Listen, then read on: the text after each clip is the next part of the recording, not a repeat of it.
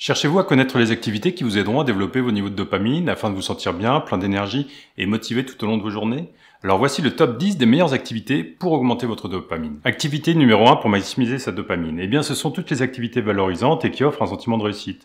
Après tout, la dopamine est la molécule qui nous motive et nous pousse à rechercher des récompenses. En réalisant ces activités, nous nous valorisons nous-mêmes et nous en retirons du plaisir. Nous augmentons ainsi nos niveaux de dopamine. Alors il n'y a pas besoin de gagner une médaille olympique non plus, cela n'est pas nécessaire et en fait ça aurait plutôt tendance à créer un énorme pic de dopamine suivi d'un crash encore plus important. Et en fait ça marche très bien avec les activités simples et régulières. Par exemple d'avoir une routine matinale, de faire son lit en se levant, de méditer ou un peu de sport.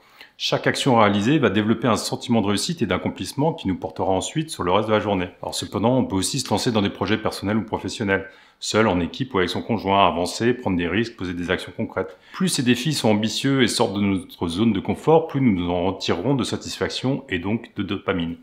Mais attention tout de même de ne pas aller trop loin, de ne pas augmenter trop son stress, d'être dans l'addiction, les pics et les crashs de dopamine, car cela produirait alors probablement l'effet inverse et ferait baisser nos niveaux de dopamine.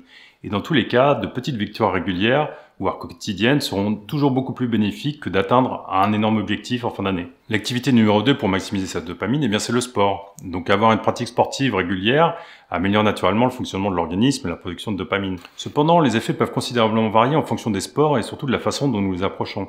On peut supposer que courir 2 ou 3 fois par semaine pendant 30 minutes à un rythme modéré sera très bénéfique.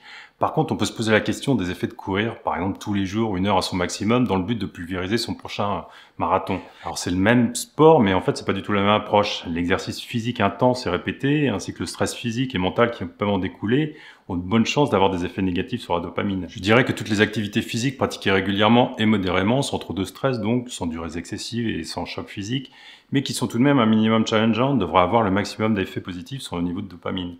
Alors, je pense notamment à des sports comme la marche, le yoga ou la danse et aussi les entraînements de force ou de poids du corps qui peuvent être intenses mais offrent quand même des périodes de repos. Alors les sports de groupe ou de jeu comme le foot ou le tennis peuvent aussi avoir plus d'impact par leur dimension sociale.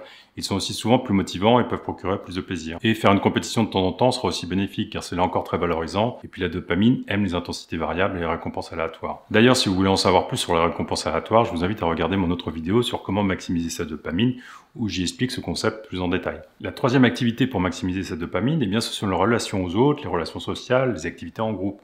L'ocytocine, c'est un autre neurotransmetteur, comme la dopamine, qui est lié aux comportements sociaux. Alors, cette molécule est libérée lors des contacts physiques, les rapports sexuels, les câlins, mais aussi pendant nos interactions sociales. Et des études ont montré que l'ocytocine peut augmenter le niveau de dopamine dans le cerveau, en particulier dans les zones associées à la récompense et au plaisir. Et en fait, ça semble logique d'un point de vue de l'évolution. L'ocytocine et la dopamine nous procurent du plaisir lors de nos interactions avec d'autres personnes. Ils nous poussent à aller vers les autres, à nous connecter à eux et à y prendre du plaisir. Que ce soit les relations amoureuses, les relations par-enfants, les amitiés, le travail ou rencontrer de nouvelles personnes, ces interactions stimulent notre niveau de dopamine. Alors il est tout à fait possible de développer quand même sa dopamine avec des activités solitaires, par exemple la méditation, le travail, le sport. Mais vous remarquerez que lorsque nous réalisons et réussissons ces mêmes activités avec d'autres personnes, nous en ressentons généralement plus de plaisir et plus de motivation. Et donc plus de dopamine. Attention toutefois aux fausses activités sociales. Les réseaux sociaux, les jeux vidéo en ligne, et je dirais même le porno, elles donnent l'impression de la relation et c'est ce qui les rend si attirantes, mais en fait c'est très limité la plupart du temps. Et si nous ne faisons pas attention, si nous ne faisons que scroller, elles risquent au contraire de nous isoler. La quatrième activité pour maximiser sa dopamine, eh bien c'est le sexe. Après tout, c'est une des fonctions premières de la dopamine, de nous motiver à trouver des partenaires sexuels et de nous donner du plaisir avant et pendant l'acte afin de nous reproduire. Alors autant en profiter. Mais attention quand même, là encore, comme toutes les activités liées à la dopamine, la façon dont nous les abordons va influencer les bénéfices. Il y a sexe et sexe. On peut supposer que le sexe, avant tout physique, avec peu de sentiments, le porno, la masturbation frénétique, etc., ont une grosse chance de créer des pics et des crashs de dopamine qui peuvent conduire à une forme d'addiction. Et donc, cela peut à terme, à force de répétition, faire diminuer nos niveaux de dopamine plutôt que de les augmenter. Par contre, le sexe plus lent, plus en connexion avec l'autre, plus dans le plaisir de recevoir et de donner, va au contraire contribuer à faire remonter nos niveaux de dopamine. Et là encore, l'idéal d'un point de vue dopamine, toujours, c'est de varier les expériences, d'expérimenter, de se challenger un peu, d'utiliser des récompenses aléatoires. Tout cela ne peut être que bénéfique. La cinquième activité pour arriver à maximiser sa dopamine, eh bien, c'est l'exposition au froid. Des études ont montré que l'exposition au froid dans un bain à 14 degrés peut augmenter le niveau de dopamine jusqu'à 250% pendant plusieurs heures. Alors c'est intéressant car ici c'est purement physiologique, il n'y a pas de pic qui dure généralement quelques secondes ou minutes, ça dure longtemps, et cela ne va pas vraiment dépendre de notre état d'esprit, de notre motivation ou du plaisir ressenti. On peut ne pas y prendre de plaisir du tout, surtout au début, ça va quand même marcher. Alors c'est pourquoi l'exposition au froid, c'est vraiment l'une des meilleures activités pour augmenter ses niveaux de dopamine. Alors la méthode la plus simple, c'est de prendre une douche froide chaque matin.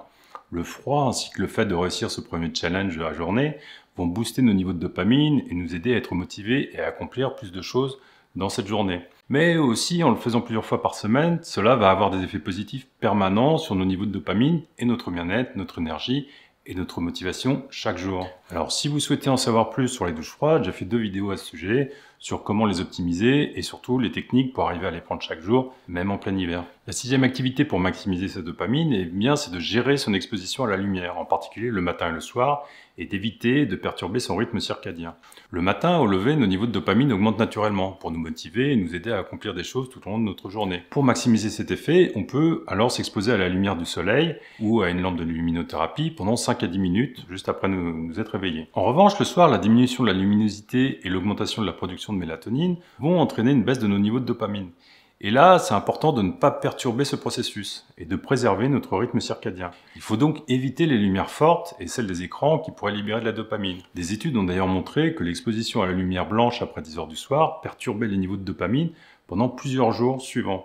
Donc la lumière blanche le matin, c'est très bien, le soir et la nuit, non, il faut éviter. La 7e activité pour maximiser cette dopamine, ce sont les activités créatrices. Ces activités permettent de s'exprimer, de se libérer de certaines tensions et surtout boostent notre confiance en nous et notre sentiment de réussite. Alors il y a bien évidemment les activités traditionnelles comme écrire, dessiner, faire de la peinture, faire de la musique ou de la photo. Mais je pense qu'aujourd'hui, on peut aussi y ajouter toutes les activités numériques, comme éditer une photo, créer une vidéo ou rédiger un post. Ce n'est pas du tout la même chose de regarder passivement son flux Insta, Facebook ou TikTok pendant 1 heure, ou de passer exactement le même temps à se filmer et éditer une vidéo pour la poster ensuite. La première activité est passive, alors que la seconde est active et créatrice. La première activité va créer des pics et des crashs de dopamine pour finir par nous épuiser, alors que la seconde, au contraire, va nous donner de l'énergie et de la motivation. La 8e activité pour maximiser cette dopamine, eh bien, ce sont les activités qui nous apportent de la joie, du fun, de l'humour et qui nous font rire. La dopamine, c'est la molécule de la motivation, mais aussi du plaisir. Alors, plus nous avons d'activités qui nous apportent de plaisir, plus nous libérons de dopamine. Alors là encore, en théorie, c'est toujours mieux d'avoir une activité longue, diffuse et régulière qui apporte de la joie, plutôt qu'une activité qui va créer un énorme pic de dopamine suivi d'un crash. Mais bon, j'aurais quand même tendance à dire que les activités joyeuses offrent justement ce principe de récompense aléatoire. On peut passer un bon moment avec ses amis, on rigole plus ou moins à certains moments, c'est normal, ce n'est pas prévisible, et c'est ce qui, en fait, pour moi, renforce encore plus notre niveau de dopamine. Alors, autant ne pas se priver sur toutes ces situations qui nous mettent de bonne humeur. La 9e activité pour maximiser sa dopamine, ce sont les activités qui permettent de cultiver un sentiment de gratitude. La gratitude, c'est un puissant moteur pour se libérer du stress et voir la vie sous un angle plus positif. Des études ont montré que développer ce sentiment de gratitude peut augmenter notre confiance en nous, notre plaisir et nos niveaux de dopamine. Il y a de nombreuses techniques différentes pour développer sa gratitude. On peut écrire des gratitudes le matin ou le soir, mais aussi tenir un journal, faire des méditations, prier ou écouter des affirmations positives. Peu importe la méthode, l'important c'est de se choisir une pratique régulière qui nous convienne et qui permettra d'augmenter ses niveaux de base de dopamine. La 10e activité pour maximiser sa dopamine, ce sont les activités relaxantes et qui laissent un sentiment de bien-être. Le stress est utile à court terme, mais s'il est permanent, il empêche le corps de fonctionner correctement et il va donc réduire la régénération des niveaux de dopamine. Donc toutes les activités qui réduisent le stress et apportent du plaisir vont ainsi être bénéfiques. Alors ces activités sont bien souvent sensorielles, elles nous apaisent car elles permettent de nous reconnecter à notre corps et de vivre dans le présent. Donc dans ces activités, on peut trouver la méditation, les massages, lire, écouter de la musique, voir des amis dans une ambiance cool, prendre un bain, flâner à la campagne, caresser son chien.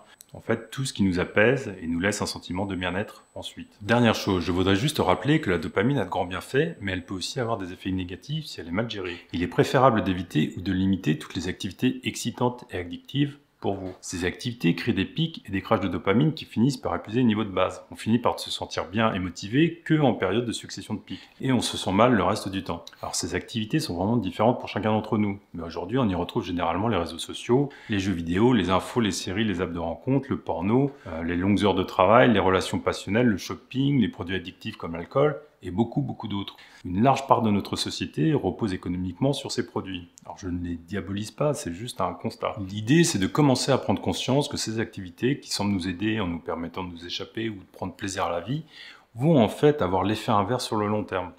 Alors c'est bien de faire attention, de trouver un équilibre, de garder certaines de ces activités, mais de ne pas les laisser nous envahir et impacter notre bien-être. Et de privilégier les activités dont je viens de vous parler, qui favoriseront sur le long terme vos niveaux de dopamine et votre bien-être physique et mental. Cette vidéo est maintenant terminée, merci de l'avoir suivie. Je voudrais que vous reteniez que dans la plupart des cas, la façon dont vous pratiquez une activité est aussi importante que l'activité en elle-même. Alors, privilégiez les activités qui vous offrent le plus de plaisir à vous, car ce sont celles qui auront le plus d'effets positifs pour vous.